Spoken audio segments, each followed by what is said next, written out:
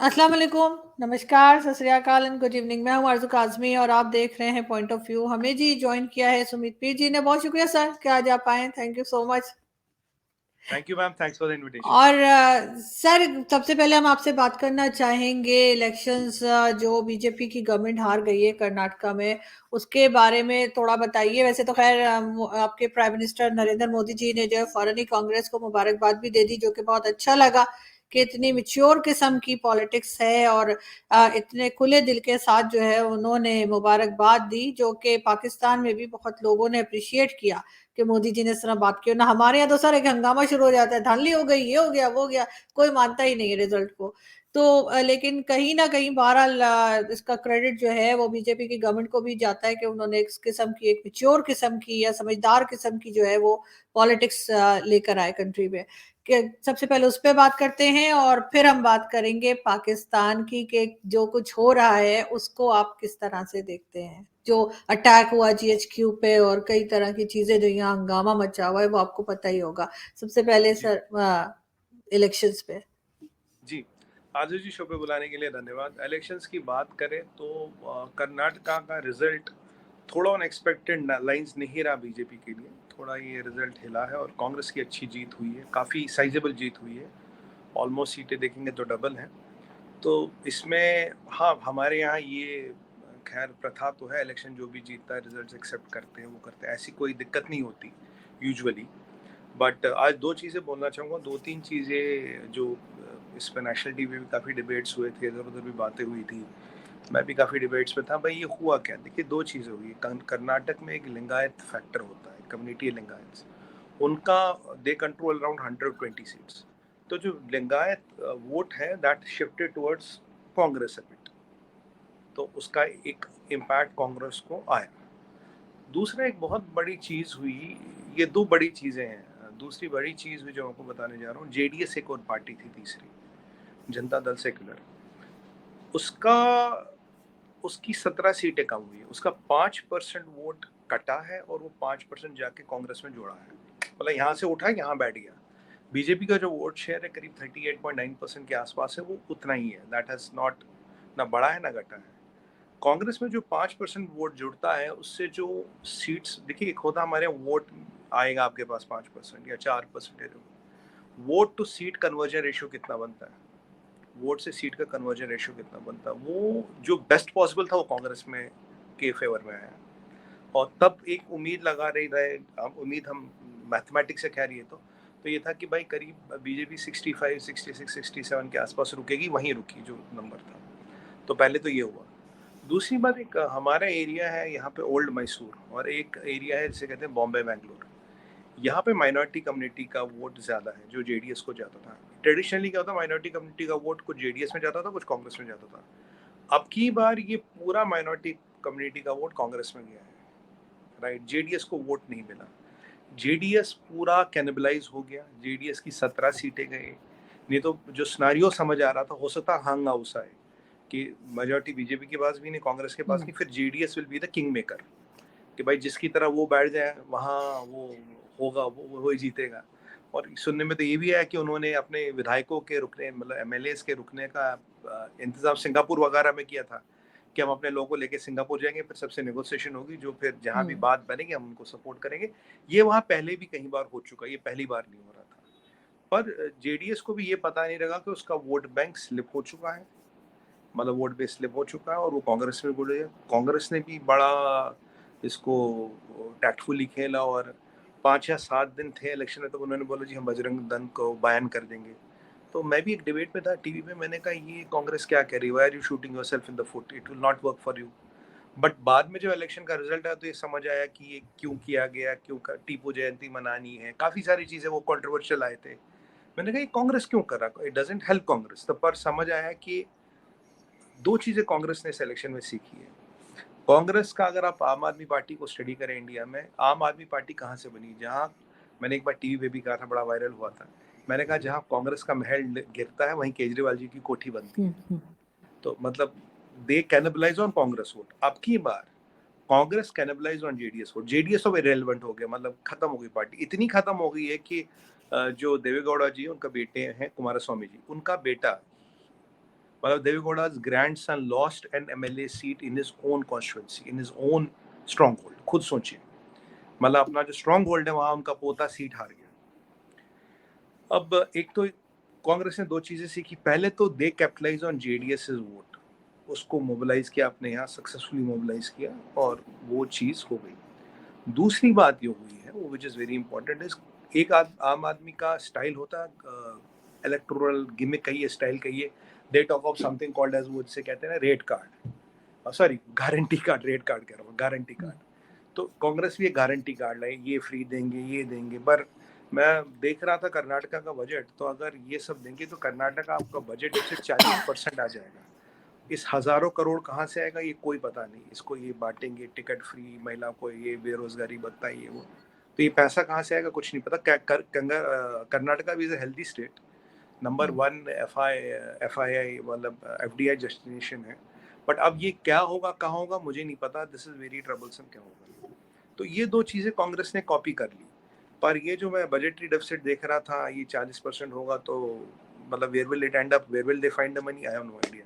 अभी वहाँ सीएम पे भी रस्सा कशी हो रही, सीएम कौन बनेगा, डिप्टी सीएम कौन बनेगा, किसी तीसरे को बनाएंगे, फिर मतलब ना पिक्चर में फ्रेम में दरारें आ जाएंगी। तो अभी सुनने में आया कि सिद्धरामैया जी तो दिल्ली पहुंच गए, DK शिव कुमार जो है वो पहुंचे नहीं, वो कह रहे मैं नहीं आ रहा। तो ये चीजें अभी मतलब ना चल रही है। तो अभी कांग्रेस में अगर चल आप रहे देखें, हैं। कांग्रेस में अगर आप देखें तो राजस्थान में भी यही स्टोरी है। आज सचिन पायलट साहब कह रहे हैं मैं आंदोलन करूंगा अपनी गवर्नमेंट के खिलाफ, मतलब वो भी कांग्रेस के हैं, और वो कह रहे हैं कि I will do agitation against my chief minister. तो ये उन्हीं की सरकार है। तो यहाँ भी कुछ स्थिति थी ऐसी बनती नजर आ रही है। और तीसरी चीज, एक मैंने टीवी पे भी सवाल उठाया था और ये यहाँ भी उठाता हूँ। देखिए, आमतौर पे डिस्कशनों में, टीवी पैनल डिबेटों में, आप तो जानती हैं यहाँ बड़ा वो गर्म माहौल रहता है। तो कहते हैं जी बीजेपी पोलराइजेशन करती है, ये करती है, वो करती है। तो मैंने एक चीज बताई, मैंने कहा यार एक बार बताओ, मतलब as a Hindu you have to vote like Bengali, Kashmiri, Punjabi, Tamil, Telugu. उसके बाद अब मैं, चलो कर्नाटका में हूँ, लिंगायत, वोकालिंगा, गौड़ा, राइट, फिर पंजाबी खत्री, फिर ब्राह्मण में यूपी का ब्राह्मण, ये मिश्रा ब्राह्मण, ये सारस्वत ब्राह्मण। तो मतलब you expect Hindus to vote as per region, as per caste, as per geography, as per demography। और अगर कोई बोले कि हिंदूज वोट एन मास, उसको बोलते हो आप ये रिलीजियस पोलराइजेशन है। पर जो मुसलमान वोट एन मास पड़ता है वो इलेक्शन है। तो मैंने कहा ये पोलराइजेशन की डेफिनेशन समझा दो क्या है, मतलब ये पोलराइजेशन की मुझे डेफिनेशन बता दो क्या। ये मुझे आज तक किसी ने समझा नहीं पाया। ये काफी कांग्रेस के प्रवक्ता वक्ता, मैंने कहा भाई मुझे भी समझा दो, क्योंकि मेरे हिसाब से मतलब you expect Hindu to vote as Kannadiga, Tamil, Telugu, फिर ब्राह्मण, फिर क्षत्रिय, फिर ये, फिर वो, अच्छा लिंगा, वोकालिंगा, गौड़ा, ठीक है जी, क्षत्रिय, वैश्य, दलित, राइट, ये सब आप डिवाइडेशन है। अब ब्राह्मण भी 5 तरह के, क्षत्रिय 15 तरह के, पंजाबियों में भी 5 सेक्ट है। मैंने कहा यार कहने को तो मुसलमानों में भी 55 वो फिरके या व्हाटएवर सब divisions, I don't know what is the technical बिल्कुल है। But when the Muslims vote en masse, that is election. But when Hindus vote en masse, that is polarization। मैंने कहा भैया ये समझा दो, ये पोलराइजेशन का मतलब क्या है, पोलराइजेशन की डेफिनेशन क्लियर कर दो। जैसे आज तक आप आरजू जी हैरान होंगे, यूनाइटेड नेशंस ने टेररिस्ट की डेफिनेशन नहीं दी। आपको पता है United nation doesn't have definition of terrorism, terrorism की डेफिनेशन नहीं दे पाया। ये दुनिया के कुछ चमत्कार हैं जो होते हैं आज भी, और ये हुए हैं। एंड दिस 5% वोट का जो शिफ्ट हुआ है, that has been the game changer. और आज कुछ उनके वो शायद सुन्नी वक्फ बोर्ड या कुछ उनके कोई उनके लीडर उसका वीडियो आज वायरल हो रहे हैं कि जी हमारा डिप्टी चीफ मिनिस्टर बना दो, हमें होम मिनिस्ट्री दे दो, हमें ये दे दो, हमने तो कांग्रेस के साथ डील की थी, ये की थी। तो मतलब मैं कह रहा हूँ ये जो पोलराइजेशन की बातें करने वाले लोग हैं, ये खुद पोलराइजेशन करके इलेक्शन जीते हैं, और उसकी चीजें आज कहाँ सामने आ रही है। पर ठीक है, मतलब आरजू जी कहते हैं ना कि जो हथियार होता है जब वो पहली बार यूज किया जाता है तो उसका इम्पैक्ट बहुत ज्यादा होता है, तो you have no idea about it. Second time you budget for that weapon, you will budget for that weapon. तो बट अच्छा, हमारे टीवी चैनल पे सर एक बात चल रही थी, मैं उसका क्लिप जो है मुझे याद नहीं रहा कि मैं ढूंढ के लगाती आपको दिखाने के लिए, लेकिन ये कहा जा रहा था कि जब इलेक्शन जीती है कांग्रेस कर्नाटक में, तो वहां पर पाकिस्तान जिंदाबाद के नारे लगे। और आज मैं उस अच्छा पे आ हुआ रहा हूँ। है, ऐसा हुआ है? हाँ, हाँ, हाँ, बिल्कुल, बिल्कुल हुआ, मैं आ रहा हूँ उस पे। अच्छा। ये 2 चीज़ें मैं आपको बताऊँ, 2 चीज़ें और आपको बता दूँ। आपको भी पता था, हमने अच्छा, शायद मैं बात की थी। समझी, आई थॉट कि हमारे टीवी वाले कोई ऐसे ही अपनी नहीं, तरफ नहीं, से नहीं, उड़ा रहे हैं। यहाँ भी क्लिपें चली है जी। मैं आपको 2 चीज़ें बता दूँ आरज़ू जी। पहली बात, आपने देखा होगा अभी हमारे प्रिय राहुल गांधी जी कैम्ब्रिज गए थे। उन्होंने कहा हम्म। भाई डेमोक्रेसी खतरे में, कॉन्स्टिट्यूशन खतरे में, मुस्लिम जेनोसाइड हो रहा है, डेमोक्रेसी नहीं, every institution is compromise, election compromise, election commission compromise है, जुडिशरी कॉम्प्रोमाइज है, हर इंस्टीट्यूशन को आरएसएस बीजेपी ने तबाह कर दिया, बर्बाद कर दिया, ईवीएम नकली है, वीवीपैट कॉम्प्रोमाइज है। ठीक है जी। पर उसी डेमोक्रेसी में, उसी सिस्टम में, उसी तंत्र में आज उनकी बीजेपी से डबल सीटें आती हैं। तो अब डेमोक्रेसी भी चल रही है, कॉन्स्टिट्यूशन भी चल रहा है, ईवीएम भी चल रहा है, वीवीपैट भी चल रहा है, इलेक्शन कमीशन भी ईमानदार है, सुप्रीम कोर्ट भी ईमानदार है, जुडिशरी भी करप्ट नहीं है, कोई इंस्टीट्यूशन इन्फिल्ट्रेट नहीं हुआ है, कोई में किसी भी बीजेपी आरएसएस ने कब्जा नहीं किया है, और कोई काला जादू भी नहीं चला। आपके यहाँ काला जादू चलता है, तो मैंने इसीलिए बोला।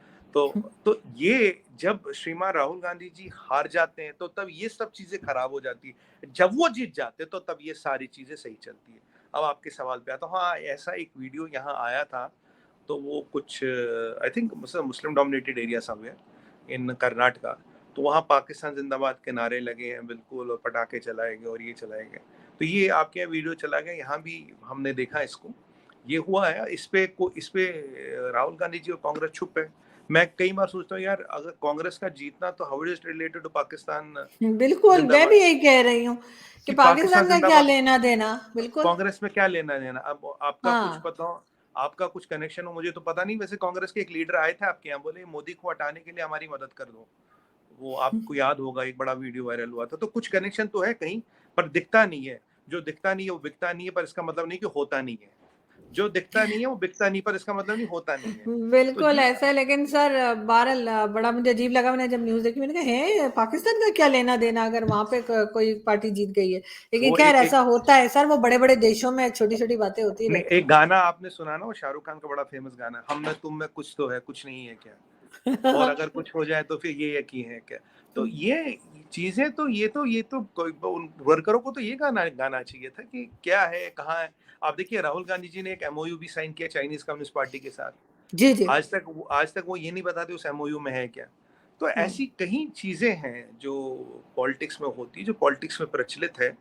तो बट हाँ, देखिए, win is a win, at the end of the day win is a win. अब वो जो हुआ, जैसे उसमें आप, you can go and do लेकिन 100 खैर टाइप ऑफ। सर कोई पार्टी भी जीते, चाहे पाकिस्तान की हो हाँ, चाहे इंडिया की हो, तो यही कहती हूँ कि सबको कंट्री के लिए काम करना चाहिए, और इस बात को इतनी टेंशन नहीं बनानी चाहिए कि कौन जीत गया बिल्कुल, और कौन हार गया। लेकिन बिल्कुल सर अगर आरजू हम। जी, इसीलिए मैं जी। एक लाइन बोलना चाहूंगा, इसीलिए हम्म। Win is a win. Democracy में हार बिल्कुल। जीत लगी रहती है। मैंने ये ट्रू। पॉइंट इसलिए बताया क्योंकि वो जब डेमोक्रेसी और देश के हम्म। सिस्टम को विदेश में जाके बदनाम करते हो, तो इसको काउंटर हम्म। करना जरूरी है। आज मैं पूछूंगा, सर आप कैसे जीत गए, हम्म। आपको कैसे, फिर अगर सारा कॉम्प्रोमाइज, आप कैसे जीत गए। तो अब देखिए, और इसीलिए मोदी जी ने appreciating the spirit of democracy and free and fair election जो इंडिया में होता, दे ही कांग्रेचुलेटेड द कांग्रेस। जो उनका फर्ज बनता था, जो उनका कर्तव्य बनता था। बट यहाँ राहुल गांधी जी का फर्ज और कर्तव्य भी बनता था, he should have apologised for his comments in Oxford या कैम्ब्रिज, जहाँ भी गए थे, हम्म। कैम्ब्रिज गए थे शायद, तो वहाँ शुड हैव अपोलोजाइज। पर कोई नहीं, लोग देख रहे हैं, राजनीति सबके सामने आजकल, इंटरनेट का, सोशल मीडिया का टाइम है।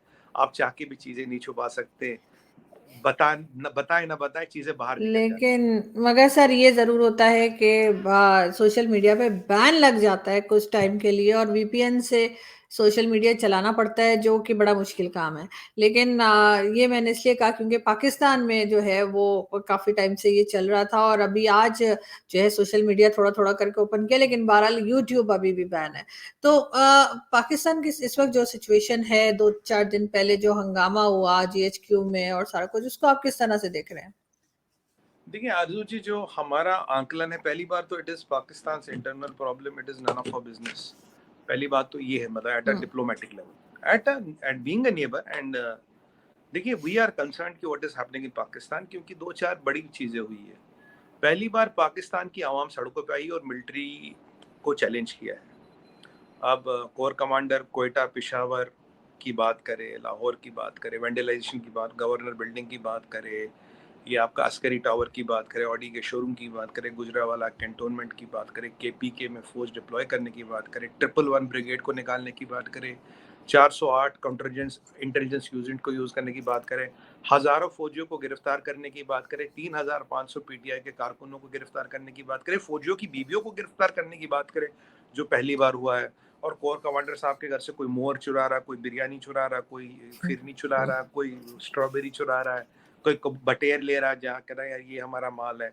तो ये जो वेंडलाइजेशन हुआ, जिस लेवल पे हुआ, जिस स्केल पे हुआ, और देखिए आप वेंडलाइजेशन आपकी बार पंजाब में है, वेंडलाइजेशन आपकी बार आपका केपीके में है, और ये जो हजारों पठान आए हैं बंदूक असला लेके, भाई हमसे लड़ना तो लड़ लो, और वो आरपीजी लेके, रशियन टाइम की तो पड़ी है उनके पास। मैं किसी पठान का वीडियो भी देख रहा था, कह रहा था यार हमारे तो हर घर में बंदूक रखी है, हर पठान के घर में कम से कम एक क्लाशनिकोव तो रखी है, तो आप हमें मजबूर ना करें उनको यूज करने पे। यहाँ पे सुना है कि तहरीके तालिबान वाले कह रहे कि वो यार सपोर्टिंग पीटीआई, और उन्हें अपने वर्करों को कहा कि भाई तुम सपोर्ट करो। यहाँ ये सुनने में आया कि पीटीआई ने एक लठेत रेजिमेंट तैयार किया। मैंने किसी से पूछा लठेत रेजिमेंट क्या होता है, बोला जो इनके हाथ में लाठी होती है और ये तोड़ फोड़ करते हैं। तो मैंने कहा ये क्या है, कह रहा है ये एक फ्रंट लाइन रेजिमेंट है, ये रास्ता क्लियर करती, फिर पीछे नॉर्मल वाले लोग आते हैं। मैंने कहा अच्छा ये रोड क्लियरिंग पार्टी, कहते हाँ ये रोड क्लियरिंग पार्टी है। अब जो इमरान खान के केस में हाई कोर्ट का एक फैसला, सुप्रीम कोर्ट का एक फैसला, रेंजरों को कोर्ट के अंदर जाके उनको घसीट के ले आते हैं। आखिरकार प्राइम मिनिस्टर है, कुछ भी बोली प्राइम मिनिस्टर है, बिल्कुल। और अगर अरेस्ट करना तो पुलिस का काम है, रेंजरों का क्या मतलब तोड़ फोड़ करके अरेस्ट करना, और कोर्ट के अंदर क्यों अरेस्ट किया। फिर दूसरा एंगल आता है कि जी अब जी सुप्रीम कोर्ट ने बोला इलीगल है, इनको छोड़ो, फिर उनको घर नहीं जाने दे रहे। अब फिर वो पुलिस आ गई है बाहर, और आपने 111 ब्रिगेड भी निकाल दी। 111 रेजिमेंट तो कू करने के टाइम पे निकालते हो, उसी रात 408 वाले आके आपके आर्मी अफसरों को और उनकी बीवियों को लेते, भाई तुम इनके साथ हो, तुम इनका साथ दे रहे हो। 3 कोर कमांडर बदले गए, आपके एयर चीफ और आपके नेवल चीफ कह रहे हैं कि हम आसिम मुनीर से ऑर्डर नहीं लेंगे, भाई we told him not to do. और इसमें एक और घटना कम घटती है, चाइना का फॉरेन मिनिस्टर आपके 2 या 3 दिन आता है, 3 दिन बाद विदिन 24 आवर्स ही लीव्स, वो एक स्टेटमेंट देता है I want political stability in Pakistan, और 24 घंटे में इमरान खान को उठा लेते, knowing the रक्का he can create. कोई तैयारी नहीं है, कोई बंदोबस्त नहीं है, कोई कहीं कुछ नहीं है, उसको उठा लेते, उसके बाद तमाशा शुरू होता है। सुप्रीम कोर्ट कहता है ये अरेस्ट इलीगल है, और यहाँ दूसरा एंगल आता है कि सुप्रीम कोर्ट के जो उमर और हाई कोर्ट कह रही है कि लीगल है, और सुप्रीम कोर्ट कह रही है इलीगल, आपस में ही नहीं मिल रहा है। अब देखिए जो उनकी वाइफ है और जो ये लाहौर के कोर कमांडर, इनकी वाइफ, ये कजन सिस्टर्स है आपस में। अब एक आपके एक लीडर कह रहे हैं कि भाई देखो what you call supreme court should be the mother of law not mother in law. तो उनकी मदर इन लॉ का वीडियो भी लीक हो गया, हमने भी सुना था कि कह रही भाई ये नियाजी अजय को छोड़ दो। और आज अब फजलुर रहमान कूद गए हैं, और अब मरियम शरीफ उनके साथ है, और अब शहबाज शरीफ कह रहे हैं मैं इसके खिलाफ एहतजाज करूंगा सुप्रीम कोर्ट के खिलाफ। और वहाँ इमरान खान कह रहे भाई मैं तो अपने वो क्या जमान पार्क के घर में हूँ, अंदर सिटी के अंदर है वो घर, वहाँ पुलिस तो पहुंचेगी नहीं, गली पहुंचे वाला हिसाब है।